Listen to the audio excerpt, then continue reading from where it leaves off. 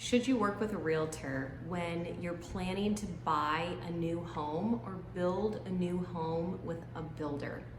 That's a question that I get a lot, and it actually just came up in conversation with some clients of mine who I met with recently. And I want to go through and talk about the reasons that you should work with a realtor and what a realtor should do for you when you are buying a new home or building a new home with a builder.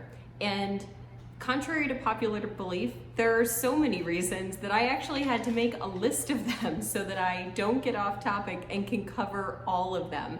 Make sure you have all this information.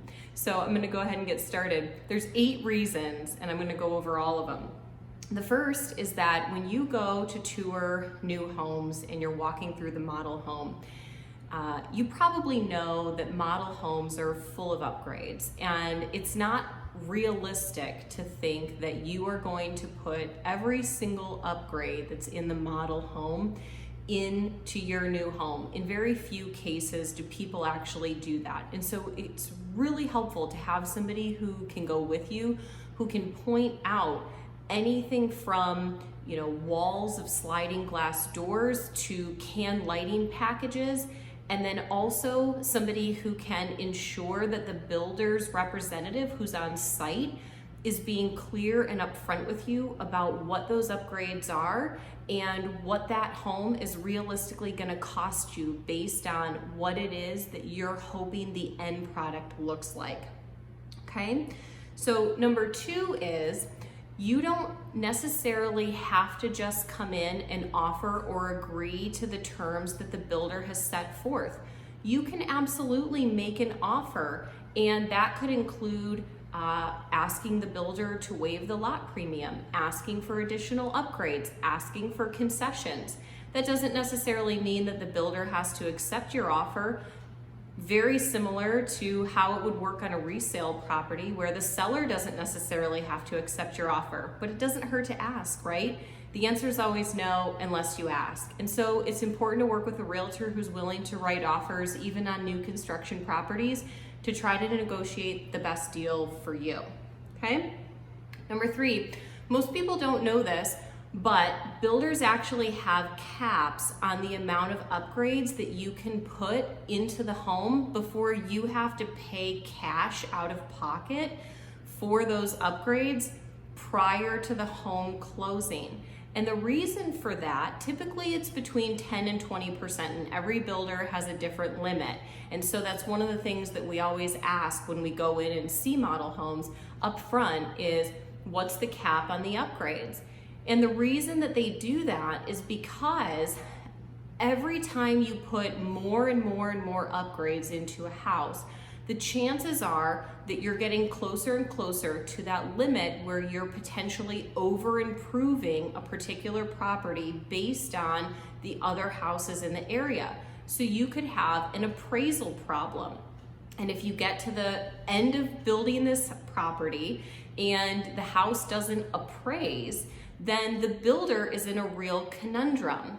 And so the way that they eliminate or reduce that risk is by putting caps on the amount of upgrades that you can put into the property before you have to start paying cash.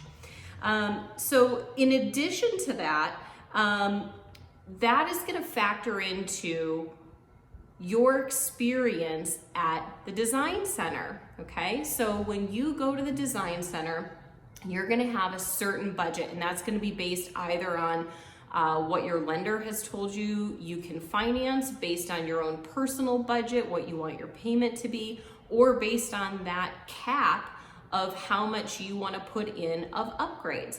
And your realtor will go to the design center with you and help you to effectively spend that budget. Because when you go to the design center, not only is it very overwhelming, all of the options that you're going to get to pick from, you're gonna have a scheduled appointment typically to go there.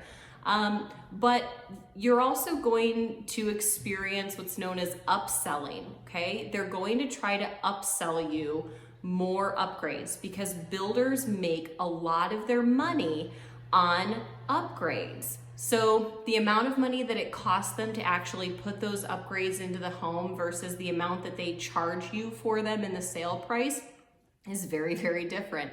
And that's where they're making a lot of money. So it's in their best interest to sell you as many upgrades as possible. And it's really important to have another party there, your realtor, who can help you talk through and think about the long-term plan for this particular home and all of those upgrades.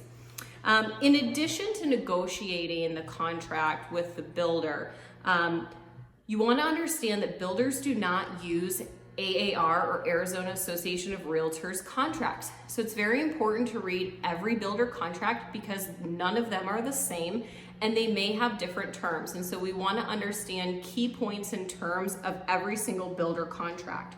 Your realtor should also help you understand all of your financing options. Most builders that you go to have an in-house lender, and they make money when you use their in-house lending company. And so it's very important. Sometimes it could be in your best interest to work with their in-house lender if you're getting a really good deal for doing so. But sometimes maybe it's not. Maybe their rates are higher. Maybe their fees are higher. And so it's really important to work with somebody who's familiar with lending, who knows lenders, and can help you compare those things. When you go to sign the contract, this is also something a lot of people don't know.